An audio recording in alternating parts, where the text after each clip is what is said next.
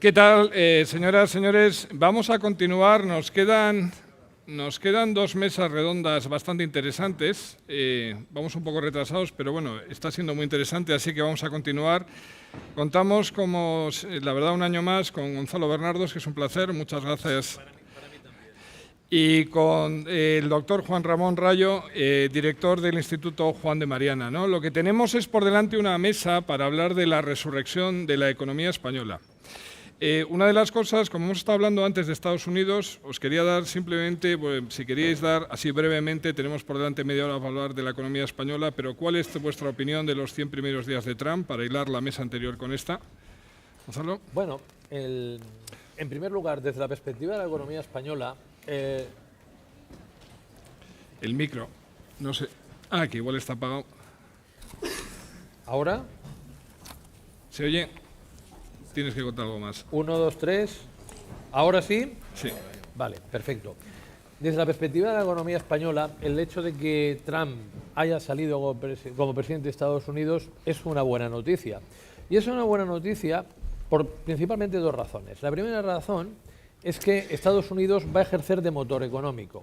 Va a ejercer de motor económico del mundo porque él ha dicho que va a coger y va a gastar medio billón de euros, medio billón de dólares anuales en infraestructuras.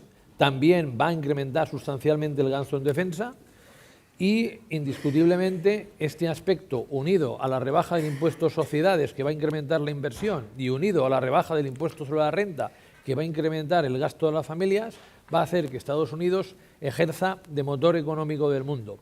Y a la vez hay un aspecto que para España, que es un país que está bastante endeudado y que se está beneficiando mucho de que el Banco Central Europeo tenga tipos de interés muy bajos durante mucho tiempo, yo creo que también le va a beneficiar. Y es el hecho de que Trump tiene la idea de que cualquier método de conseguir energía es bueno, que hay que reducir regulaciones medioambientales. Esto indiscutiblemente puede generar un problema de medio ambiente en Estados Unidos, pero de la perspectiva económica yo tengo la intuición, la proyección de que el precio del petróleo va a ser sustancialmente más bajo que ahora en los próximos años. El problema de la inflación en Europa no va a existir y esto va a permitirnos tipos de interés muy bajos durante bastante tiempo. Por lo tanto, a muchos lo ven un problema, la aparición de Trump en Estados Unidos. Para mí, en el caso de España, lo veo francamente positivo por todas las vías. Otra cosa es lo que le puede pasar a Estados Unidos, porque Estados Unidos va a generar un gran boquete fiscal, le van a subir previsiblemente los tipos y si no logra bajar el precio de las materias primas, en Estados Unidos en el 19 lo tienes en recesión. Pero para nosotros, como mínimo, 17 y 18, esto tiene muy buena pinta y ya es la guinda del pastel a una economía española que toda la macroeconomía internacional le va de perilla. Esto se llama lo que es ser gafe y ser suertudo. El gafe en materia de economía internacional era Zapatero. Mientras él estaba en 2008-2011, todo iba en contra. La verdad es que él también hacía para que fuera en contra, ¿no? Y aquí Rajoy no es que haya encontrado un trébol de 4 hojas, es que tiene un jardín. Muy bien. Juan Ramón, ¿cuál es tu punto de vista?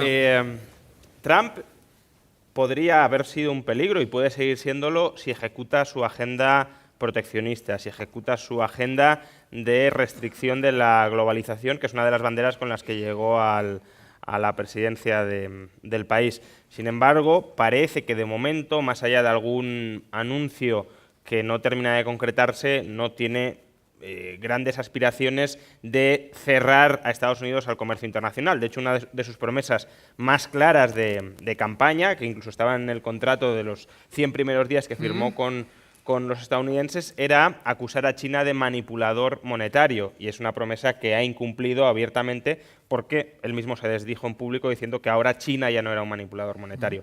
Por tanto, si la amenaza proteccionista no se consuma, que es lo que desde luego podría poner en serios riesgos e inestabilidades a la economía mundial, coincido en que su política fiscal muy expansiva a corto plazo va a suponer un chute de crecimiento tanto para Estados Unidos como para todos aquellos países en la órbita de Estados Unidos. Cuestión distinta es qué sucederá en el medio-largo plazo con esa rebaja de impuestos de cerca de 300.000 millones de dólares anuales, que no es correlativa o no va correlativa con una reducción del gasto, es decir, mucho más déficit público, mucha más deuda pública a la que ya se esperaba que hubiese. Pero desde luego, a corto o medio plazo, lo que tenemos es un chute, ya digo, al crecimiento.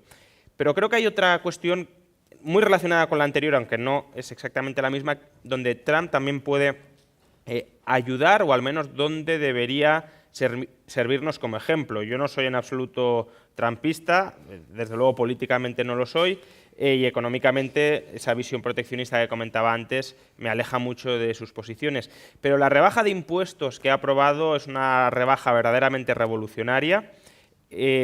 Coloca el tipo de sociedades en el 15%, reduce los tramos del impuesto sobre la renta a solo 3%, 10, 25 y 35%, y el 35%, que ya sería bajo para rentas medias en España, solo se aplicará a partir de más de $500.000 anuales. Por tanto, creo que la reforma fiscal que está emprendiendo Trump, más allá de que, por desgracia, como no recorta el gasto, no vaya a ser sostenible en el medio o largo plazo, pero la rebaja, es decir, el retoque, el rehacer del sistema impositivo que está promoviendo es algo que deberíamos imitar, con recortes de gasto, por supuesto, para no descuadrar el presupuesto, y que en cierta medida vamos a tener que imitar al menos en el aspecto de sociedades, porque si Estados Unidos ya es probablemente el entramado social, económico, institucional donde más atractivo resulta depositar los capitales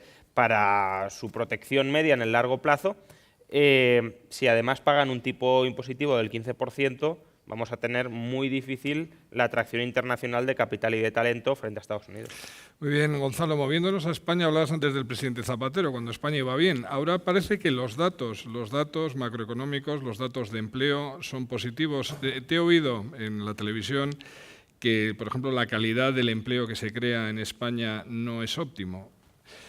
Sí, ¿Son los datos fundamentales buenos en España ahora? Aquí hay que diferenciar tres aspectos. Uno es el aspecto macroeconómico, otro es la calidad del empleo, y ligado a esta calidad del empleo es la distribución de la renta en el país.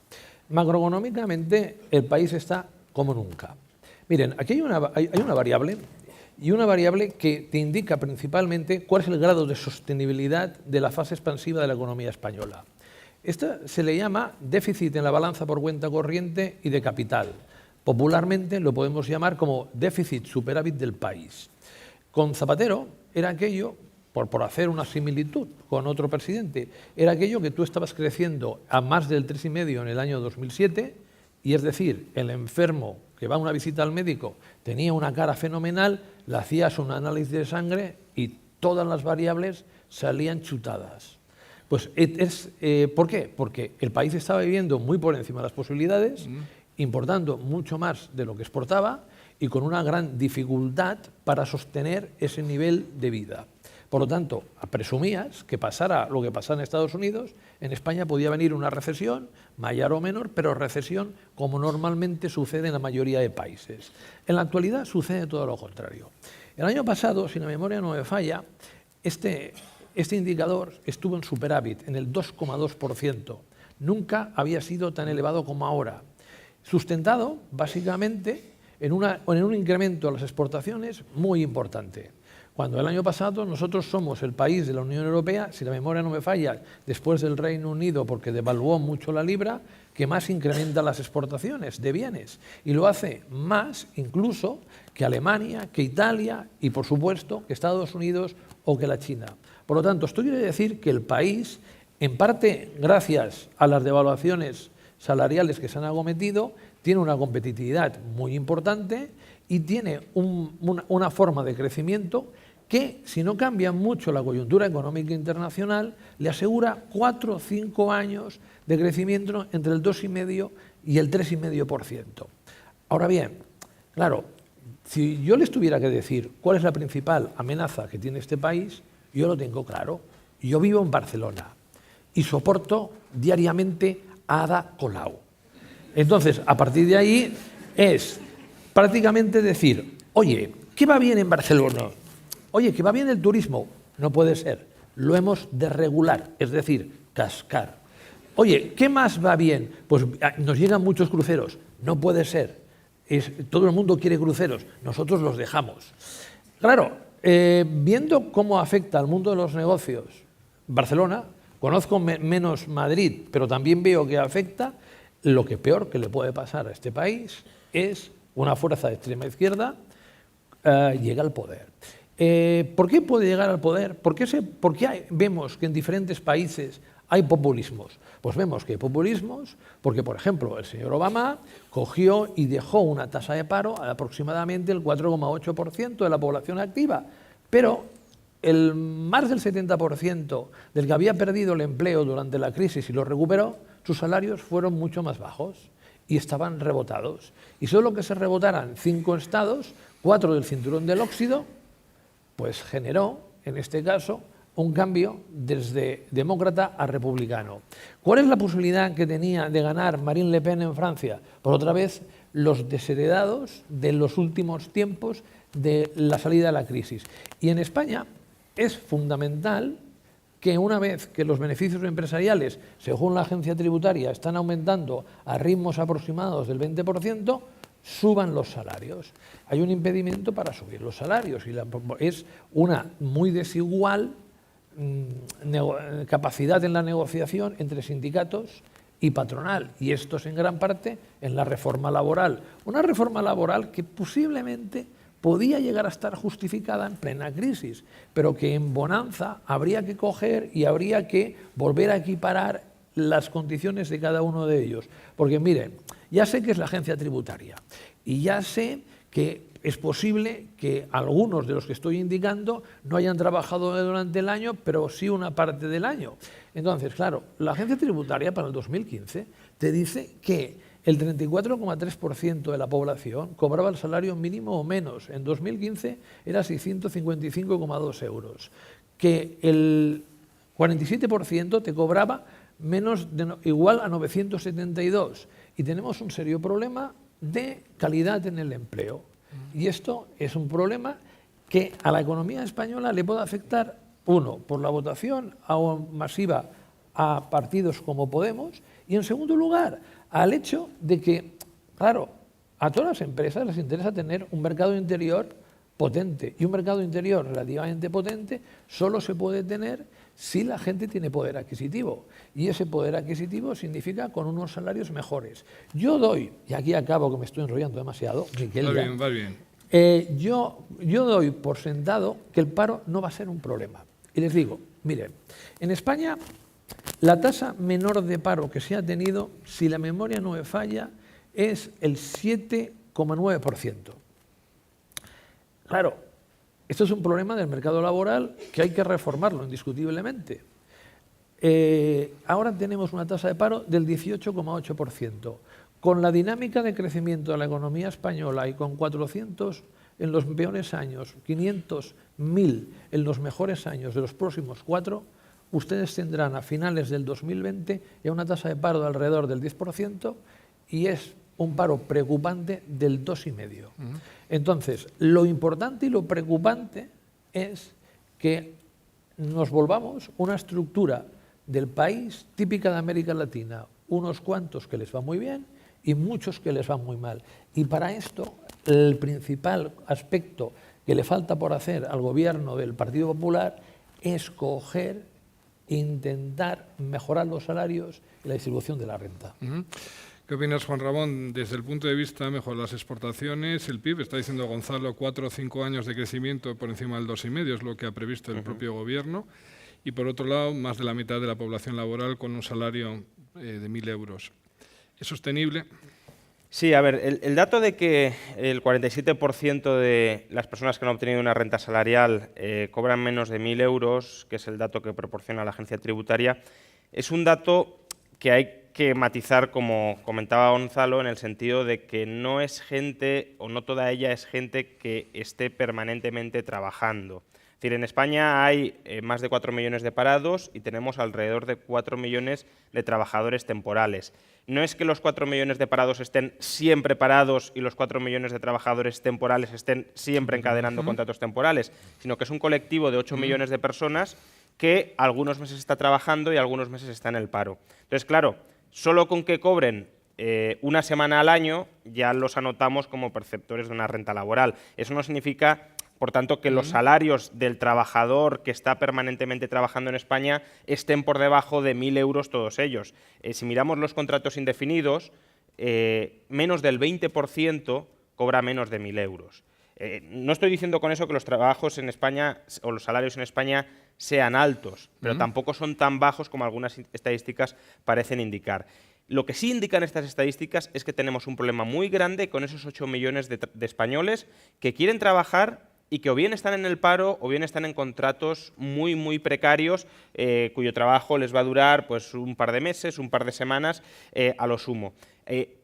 Es necesaria una reforma laboral que consiga integrar a estas personas en un puesto de trabajo indefinido, donde se puedan formar en el puesto, donde puedan incrementar su productividad a través de know-how directamente empresarial y que precisamente por eso, tanto porque el trabajador se va volviendo más productivo en su puesto de trabajo, como también porque vamos reduciendo el número de trabajadores que están parados, los salarios van a subir. Porque si la demanda empresarial de trabajadores se mantiene a buen ritmo y el stock de parados cada vez es menor, los salarios por necesidad aumentarán, pero aumentarán al ritmo en el que los trabajadores incrementen su productividad. ¿Y por qué en España hay unos 8 millones de trabajadores desheredados frente a 14 millones, 11 millones trabajadores por cuenta ajena, 3 millones de autónomos, 14 millones que más o menos, con dificultades desde luego, pero van manteniendo su situación, incluso ya en los últimos años mejorándola año tras año? Pues esencialmente porque el mercado laboral español está compuesto por dos partes. Los que tienen trabajo, que están hiperprotegidos por la regulación, y los que no tienen trabajo, que están absolutamente desprotegidos por la regulación. Outsiders e insiders. Y el problema es que si colocamos barreras de salida muy grandes alrededor de los insiders, alrededor de los que están dentro, alrededor de los que ya han alcanzado un puesto de trabajo, esas barreras de salida también actúan como barreras de entrada. Porque un empresario que está mirando la demanda de su empresa y dice, bueno, voy a sacar este producto, ¿va a funcionar o no va a funcionar? ¿Me van a subir las ventas o me van a bajar? ¿Tendré que darle un giro a la empresa o no dárselo? Un empresario que se enfrenta a una incertidumbre continuada, si tiene que comprometer la mayor parte o la totalidad de su plantilla a empleos indefinidos, que luego es muy costoso y muy complicado deshacer, es un riesgo que no está dispuesto a asumir. Por eso tiene 3/4 partes de media en España, 3/4 partes de su plantilla fijas y alrededor de un 25%, 25 o 30% según los años, temporales. Y la cuestión es no proteger artificialmente tanto a los indefinidos, porque eso condena a la precariedad permanente a los temporales, que es, digamos, la variable de ajuste empresarial de me van un poquito mejor las cosas, contrato más, me van un poquito peor, los echo a la calle. Pero eso no permite consolidar plantillas ni formar a los trabajadores en sus puestos. ¿Qué solución hay para ese 25%, Gonzalo? Leí hace poco también, según datos del INE, que hay 2,5 millones de españoles viviendo fuera de las fronteras, lógicamente trabajando en su mayoría. ¿Cuál es la solución? Salir. Hablábamos antes, se ha dicho que, por ejemplo, el salario en las mesas anteriores, pues si tienes una capacitación, pero la tienen igual en la India o en Kazajstán, al final la competencia es global. Bueno, la economía española tiene una ventaja. La ventaja que tiene en estos momentos es la gran competitividad de las empresas, pero a la vez tiene un problema. Mucho empresario, la ventaja de competitividad la está basando en los bajos costes laborales. Y esto es una pescadilla que se muerde la cola.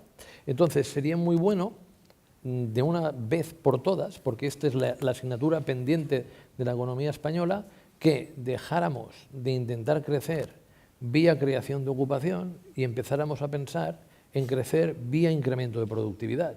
Porque cuando tú intentas crecer vía incremento de productividad, haces productos de mayor valor añadido, exportas productos con más marca y puedes pagar mejor a la gente.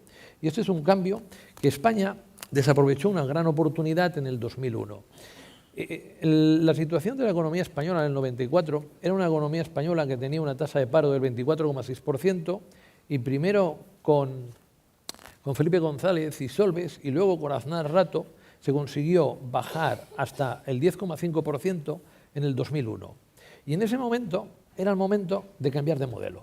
Ya tenemos una tasa de paro que está relativamente bien, porque por las razones que les he indicado anteriormente, el paro preocupante rondaba el 3%, y vamos a cambiar de modelo, vamos a basarnos menos en bajos salarios y vamos a basarnos mucho más en productividad y vamos a enfocar mucho más el país a generar nuevos productos, nuevas marcas y sobre todo más investigación y desarrollo. Llegaron los lobbies, lobby constructor, lobby turístico, oye, que no tenemos personal, que esto nos va mal, que tal, y lo que hizo Aznar es vamos a seguir con el modelo de creación de empleo, pero ahora como hay una parte de la población española que no quiere trabajar en ningún momento, lo que hacemos es coger y nos llegan 5 millones de extranjeros. Entonces, a mí no me preocupa que haya 2,5 millones de personas en el extranjero. Algunas de ellas se han marchado en este momento porque no encontraron las oportunidades en España. Las oportunidades las van a encontrar en España. A mí lo que me preocupa es que se vuelva a cometer el error que cometió Aznar en el 2001 y que, de alguna manera, nosotros lo que deberíamos hacer es mucho menos basarnos nuestro planteamiento exportador en propio de un país cuasi emergente y mucho más un país exportador propio en marca, por ejemplo, de Italia, en conjunción de la calidad de los productos de Alemania. Y para esto es esencial el I+D+I y pensar de otra manera. No lo veo y esto me preocupa, porque esa manera de dar oportunidades a aquella gente que sale de las universidades o sale de la formación profesional de grado superior que normalmente ocupa puestos de trabajo inferiores a los de su nivel. Para esto, alguno de ustedes pensará, ¿se necesita mucho dinero? No. Yo les voy a contar aquí cómo, invirtiendo un poquito más, pero racionalizando, se puede hacer este cambio. Y este cambio, miren, tiene que ver con la universidad. La universidad española prácticamente es la que hace el I+D+I más de la mitad en España. Y es la que debería comportarse como el departamento de I+D+I de las pequeñas empresas. No es malo que las empresas sean pequeñas, lo que es malo es que no sean competitivas. Y la competitividad no necesariamente está en las grandes empresas, pero para hacer nuevos productos es necesario tener un departamento de calidad, un departamento de I+D+I, de marca, etcétera, etcétera. Entonces, en la Universidad Española pasa lo siguiente. Tú coges, ¿de acuerdo? Y tienes el meteorólogo y el físico teórico. Ya no pongo en economía, luego les pondré en economía. ¿Cuál de los dos es el bueno? Por supuesto, el físico teórico, que alucina. El meteorólogo, que hace cosas prácticas, es despreciable. Vamos a economía, 3/4 de lo mismo. El que hace teoría económica, teoría de los mecanismos, que no sirve para nada, pero que realmente son ecuaciones matemáticas muy complicadas y que hay unos cuantos que se divierten mucho esto. Y luego está el que hace economía aplicada. El que hace economía aplicada no tiene ni derecho a la vida. Entonces, claro, y esto son los argumentos de la facilidad que uno tiene para llegar a ser catedrático versus la que otro tiene, ¿no? Y entonces, ¿qué hace la gente? Pues yo tengo incentivos para hacer cosas inútiles, hago cosas inútiles. ¿Cuántos incentivos tengo para hacer patentes? Prácticamente ninguno. Ahora anda un poquito. Pues no hago patentes, yo me dedico a alucinar. Y tenemos cosas que en España le llaman investigación básica, que no sirve para prácticamente nada. Y cuando se pone en marcha dice, bueno, ahora no sirve, pero vete a saber tú si en el siglo 33 sí. Solamente hay un aspecto en que somos muy buenos, en que la investigación que se hace en la universidad tiene una redundancia a efectos prácticos muy buena, y es en biomedicina. ¿Por qué? Porque es la misma gente la que está en el hospital y la que está en la universidad. Y al coger y interesarse para resolver los problemas de los enfermos y tener el aparato investigador en la universidad hacen cosas útiles. Fíjense, esto es así de sencillo. Vamos a cambiar la manera de llegar a catedrático. ¿Cuántas patentes tiene usted? Ninguna. Nada. ¿Cuántas relaciones con empresas o contratos con empresas tiene usted? Ninguno. No. Aquí queremos cosa aplicada. Queremos resultados ya. Y esto, con un coste bajísimo, cambiamos ese modelo de poco valor añadido a un modelo progresivo de más valor añadido. Pero ni se imaginan, para hacer esto que parece tan sencillo, las reticencias que habría que hacer. Porque como me decía un compañero, ¿yo qué voy a hacer? Si llevo 40 años haciendo la teoría de mecanismos, ahora voy a cambiar. No, hombre, no, yo sigo. Entonces, este es un problema y que es de relativamente fácil solución, pero las inercias son tan grandes y para mí, Miquel, es a medio plazo el principal problema de la economía española. Bueno, pues es una buena idea, de hecho, para incrementar la productividad sin incrementar el gasto, porque te quería comentar, Juan Ramón, y también a ti, a Gonzalo, yo creo que tú eres, bueno, en foros que he leído y cuando te he visto en televisión un poco crítico con el papel del Estado, el superpapel del Estado que tiene en España, y una de las cosas que ya se ha citado aquí, que tenemos una deuda del 100% del PIB ahora mismo. La cuestión es, Gonzalo nos explicaba el año pasado, seguimos con vientos a favor, tipos de interés muy bajos, pero también se ha dicho hoy que esto algún día habrá que pagarlo, ¿no? Cuando hablamos del tamaño del Estado, es sostenible el endeudamiento español, no somos Estados Unidos. ¿Nos podemos seguir endeudando al ritmo que lo llevamos haciendo los 5 últimos años? Bueno, afortunadamente ese ritmo ha ido bajando, ¿no? Porque desde luego si no lo hubiéramos bajado o nos rescata el Banco Central Europeo, que es lo que tuvo que amagar con hacer en el año 2012, o habríamos quebrado. Básicamente porque, en efecto, no nos podemos seguir endeudando a ritmos del 7 o del 8%, que era a lo que nos endeudábamos en el año 2011 o en el año 2012. La cuestión es, España carga con una deuda pública muy importante, 100% del PIB, y es una deuda que a medio o largo plazo, evidentemente, no tiene por qué poner en cuestión la sostenibilidad de las finanzas públicas si tienes las cuentas cuadradas, pero sí supone un lastre muy importante al crecimiento, sobre todo si suben los tipos de interés. Habrá que destinar 4, 5, 6% del PIB a pagar los intereses de la deuda, que son una cantidad de miles de millones, alrededor de 60.000 millones, 25.000, 30.000 más de los que destinamos ahora, que no se podrán dirigir, por ejemplo, a bajar impuestos. Es decir, serán 60.000 millones, si suben los tipos de interés hasta el 4, 5, 5,5%, que habrá que extraer cada año del bolsillo de los españoles simplemente para satisfacer a los acreedores de la deuda. Cuanto más endeudados estemos, más dudas sobre la sostenibilidad de la deuda a largo plazo y más recursos año a año hemos de sacar de los bolsillos de los españoles y destinarlo a pagar la deuda. Por tanto, sostenibilidad sí, pero con sostenibilidad sí, si no sigue aumentando la deuda, pero aún así con una hipoteca muy importante sobre todos los españoles. Por eso, efectivamente, yo soy muy crítico con el tamaño del Estado. Creo que el tamaño del Estado de España ya es demasiado grande, y eso que no es de los más grandes dentro de Europa. Lo que pasa es que sí es cierto que Europa es la región del mundo donde el Estado ocupa un papel más sobredimensionado a todas luces. Escuchábamos recientemente algunos diagnósticos sobre las elecciones francesas diciendo que lo que había, el auge de Le Pen era culpa del neoliberalismo salvaje que había aplicado Francia. Bueno, Francia tiene un estado de casi el 60% del PIB. Es decir, más de la mitad de la economía pasa por las manos del sector público. Es el estado más grande de todo el planeta. Difícilmente se puede decir que tiene un estado bajo. España no tiene un estado tan grande, tiene el 43-42% del PIB. Pero aún así, casi la mitad de todo lo que hacemos pasa de nuevo por las manos del Estado. Y lo que planteo es muy sencillo. Mejor que pase por las manos de familias y de empresas, que son las que tienen incentivos bien alineados para gestionar adecuadamente ese dinero, que no que pase por las manos de los políticos, supuestamente para terminar beneficiando a esas familias y empresas. Eso al final es, te quito el dinero, me cobro entre medias la mordida y luego te devuelvo el dinero. Bueno, ¿por qué no empezamos por no quitar el dinero y por que este permanezca en las manos de familias y empresas? ¿Qué te parece, Gonzalo, el tamaño del Estado dentro de la economía española y si es sostenible el endeudamiento? Bueno, aquí Juan Ramón y yo tenemos una discrepancia importante. Él considera que los impuestos son excesivos, el tamaño del Estado es excesivo. Yo considero que en determinados aspectos es escaso. Hay una estadística, que la estadística es del 2016, pero que lo dice todo. Del 2015, que es que España, para cobrar unos impuestos europeos, debería recaudar 90.000 millones más. ¿Por qué? Porque nosotros estamos en este momento, en 2015, estábamos con unos ingresos públicos PIB del 38,6 y teníamos en Europa que era el 46,8 la media.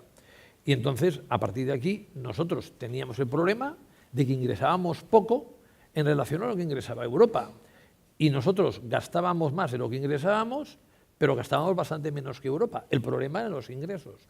Dentro del problema de los ingresos es que nosotros tenemos tipos efectivos nominales muy altos, pero a la hora de hacerlos, a la hora de pagarlos, el efectivo puro, pues que no es así. Por ejemplo, ustedes ven que el IVA es el 21%, pero el efectivo es el 15,8%. Por eso la Unión Europea, la Comisión Europea siempre te dice, sube el IVA porque es que recaudas poco, porque es un nivel muy bajo. Luego, si cogemos el de sociedades es, a la hora de la verdad, uno de los más bajos de Europa.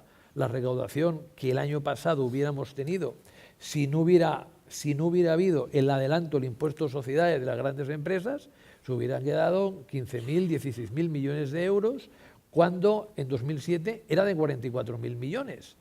Y el único impuesto en que realmente estamos por encima en tipos efectivos de la media europea es el impuesto sobre bienes inmuebles, porque incluso en cotizaciones sociales estamos un pelín por debajo. A partir de aquí hay un aspecto que uno tiene que elegir, y yo lo veo que es una elección, que cada uno tiene sus opiniones, ¿no? Y lo que tú puedes tener, pagas unos impuestos europeos y en este caso tienes prestaciones europeas. Si no, o al contrario, coges y pagas muy pocos impuestos, pero no aspires a tener prestaciones ni sanidad, ni en educación, y este es un modelo, y estaría muy bien que los respectivos partidos políticos, en lugar de coger y hablar del sexo de los ángeles antes de las elecciones, hablaran claramente de estos modelos económicos. Y yo creo que la economía española tiene que ser más igualitaria de lo que es, entendiendo que la igualdad perfecta es horrorosa y además absolutamente discriminatoria e injusta. Pero sí que en este momento a la economía española le falta una clase media más potente que se debilitó considerablemente con la crisis. Considero que hay determinadas prestaciones que son pensiones, educación pública y sanidad pública indispensables. Y en base a esto, a mí me gustaría que en los próximos tiempos el incremento de recaudación que va a haber por la sencilla razón del incremento de crecimiento económico fuera a reforzar estos aspectos. Y luego, cuando hablamos de funcionarios, nosotros tenemos 3 millones de empleados públicos. Lo que hemos de ver es que realmente, por ejemplo, tenemos la suerte de que los sanitarios, principalmente médicos, sean funcionarios y por eso le pagamos bastante menos que en otros países europeos. Y eso contribuye a que tengamos una sanidad francamente buena y al alcance de toda la población. Luego, lo preocupante en materia de lo que es administración, a mí me preocupa mucho las diferentes comunidades autónomas que tenemos por el país, que duplican o triplican, en este caso, el aparato burocrático. Oye, aunque alguien de aquí se pueda ofender, yo no considero que ni que Murcia, ni que Asturias, ni que muchas comunidades autónomas deban tener este aparato que tienen, e incluso a otras, como es la que yo vengo, Cataluña, que ahora que se dice, le hemos de dar muchas más competencias. Yo no soy partidario de ello, porque a mí me parece redundar el gasto y sobre todo hacer lo que podríamos denominar pequeños o grandes reinos de taifas. Pero principalmente lo que yo veo es que nosotros no es un problema que tengamos que coger y que tengamos que, para ponernos a Europa, bajar impuestos. Al contrario, si nos pusiéramos a la media europea, los tendríamos que aumentar. Nuestro problema está en el gasto. Y finalmente, en relación a lo anterior, yo estoy harto de oír a los profetas del Apocalipsis, que no es Juan Ramón, que dicen que la deuda pública no la podemos pagar, no la podemos pagar, no la podemos pagar. Llevan 5 años diciéndolo. Y ya está.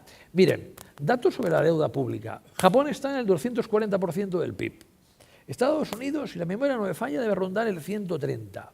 Nosotros estamos casi en el 100 y Francia en el 97. Y la media de la zona euro en el 92,9.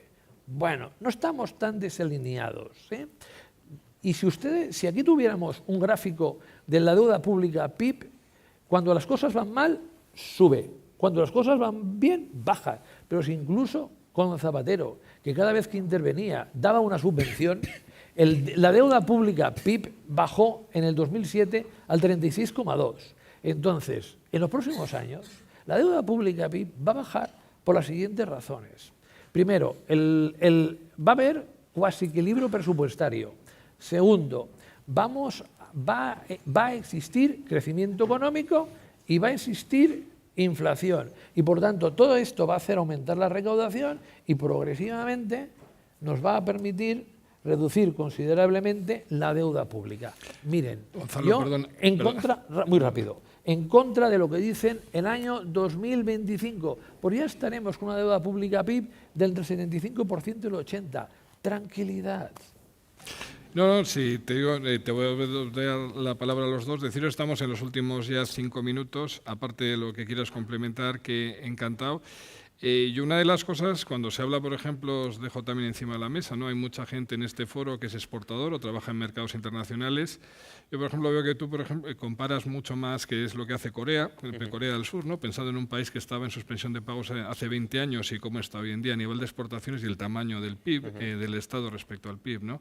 ¿Cuáles son los pasos que tiene que dar España en los próximos años para que este crecimiento sea sostenible en los próximos 4 años y no volvemos al ladrillo, del cual, bueno, Gonzalo es un gran experto y nos pueda decir algo más? Sí, yo creo que hay varios desequilibrios que la economía española todavía tiene que corregir. Están en camino de corregirse, desde luego año tras año están siendo menores, pero todavía subsisten. Uno claramente es el desequilibrio del mercado laboral. Con un 19% de paro, hay todavía alrededor de 2 millones de españoles que tienen que encontrar una ocupación. Y esa ocupación a día de hoy no existe, por tanto habrá que crearla y para crearla hacen falta las empresas que tengan que ocuparlos. Otra es la deuda de familias y empresas, que ya ha caído mucho, pero sigue, no digo a niveles disparatadamente altos como lo estaba en el año 2009-2010, pero todavía sigue relativamente alta y tiene que seguir reduciéndose. Y otra es la deuda pública, que efectivamente comparto que si se estabiliza el desequilibrio presupuestario y la economía crece, evidentemente la deuda pública sobre el PIB va a caer y, por tanto, nuestra solvencia relativa va a mejorar. Justamente por eso, no solo porque el Banco Central Europeo, que también esté comprando deuda, pero fundamentalmente porque la expectativa es que ya se ha detenido la sangría por la cual nos estábamos hiperendeudando, es por eso que la deuda española pues, está cotizando a tipos tan bajos. Pero lo que quería comentar antes es, coincido en eso, siempre y cuando no llegue un gobierno que empiece a multiplicar el gasto con la excusa de que durante los últimos años ha estado congelado. Se podría multiplicar el gasto, pero para eso habría que multiplicar los impuestos, que eso es también lo que algunos partidos que proponen multiplicar el gasto no dicen. Es decir, efectivamente, si tú quieres un gasto del 45 o del 50% del PIB, eso es sostenible como en Europa, como subiendo prácticamente todos los impuestos bastante. Y pagando todos, no los súper ricos, sino las clases medias, muchísimo más. Si eso se hace, pues tendríamos un Estado mucho más grande, sin mayor endeudamiento. ¿Qué pasa? Lo que vemos en los distintos partidos es que o proponen aumentos del gasto muy importantes, sobre todo algunos, y luego ninguno se atreve a plantear subidas radicales de impuestos. Radicales para los ricos sí, porque como son un colectivo tan reducido, pues electoralmente queda muy bien decir, vamos a atacar a estos, votadnos todos. Pero, desde luego, subidas de impuestos al conjunto de los españoles, que son las que permitirían financiar los incrementos tan brutales del gasto que proponen, nadie lo dice. Con lo cual, claro, si no se suben los impuestos y si aumenta el gasto, la deuda sí se dispara. Yo lo que he planteado antes es otro modelo. Es un modelo más tipo Suiza, si queremos buscar una referencia dentro de Europa. Menos gasto, para poder bajar muy sustancialmente los impuestos. Tampoco coincido, como decía al principio, con la política de Trump de bajamos impuestos y no recortamos el gasto, porque eso es mucha más deuda pública. Impuestos y gasto tienen que ir de la mano. Si recaudas menos, gastas menos. Si gastas más, recaudas más. Lo que no es sostenible a largo plazo es recaudo menos y gasto más, porque eso sí nos aboca al sobreendeudamiento y a la erosión de la solvencia de España. Muy bien, Gonzalo, ya para terminar, ¿cuáles son las medidas? El año pasado nos decías que España tenía el viento de cola, que parece que sigue, ¿no? ¿Cuáles son las medidas que se deberían tomar para continuar creciendo, como has dicho, al 2,5 los próximos 4 o 5 años? La inmensa suerte es que no tienen que hacer nada. Por suerte, ¿no? Por suerte. Tú coges y dices, bueno, oye, ¿qué podemos hacer para que el turismo vaya bien? Nada. Hay un bombazo en Turquía, otro en Túnez y para remacharlo, por si acaso, un par en Francia. A vivir. Habríamos de hacer cosas, evidentemente, en turismo. Uno coge y pasa por la costa y ve los hoteles y ve que invirtió el abuelo. En la Costa Brava invirtió el abuelo, el hijo no se sabe qué ha hecho y el nieto se le busca.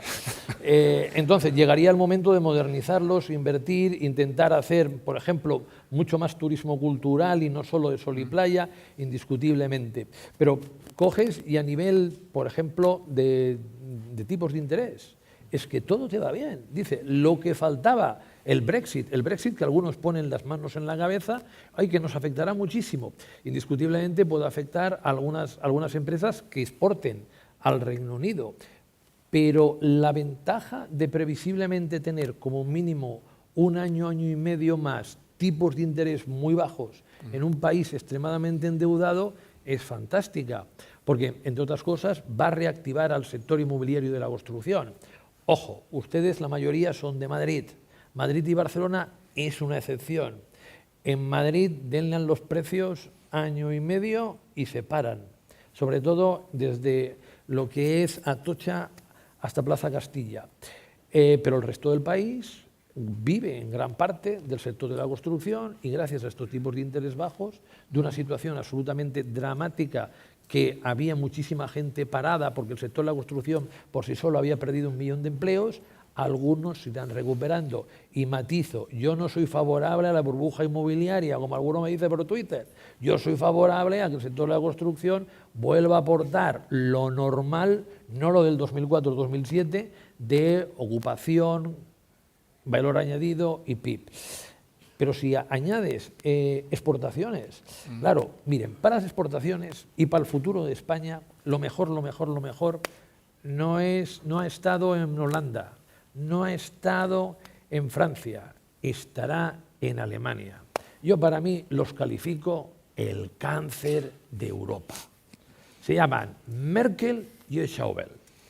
La obsesión, ellos lo único que tienen de obsesión es hay que bajar el déficit público. Hay que bajar el déficit público. Son los grandes animadores de la extrema derecha y de la extrema izquierda en Europa. Ahora llega Macron, que ustedes se acuerdan y dicen, Macron, la gran esperanza europea. Hace 5 años lo era Hollande. Fue a ver a Merkel, le dijo todo que no, y de socialista se convirtió en liberal. Y en Francia no entienden porque no lo han votado, es bastante fácil la explicación. Pero bueno, y entonces Macron irá a ver a Merkel, le dirá todo que no. Claro, ¿cómo puede ser que el país que debería hacer de motor económico de Europa haga de rémora? Que ellos están dispuestos a crecer bastante menos de lo que podían con tal de tener superávit presupuestario y tener un gran superávit de las exportaciones.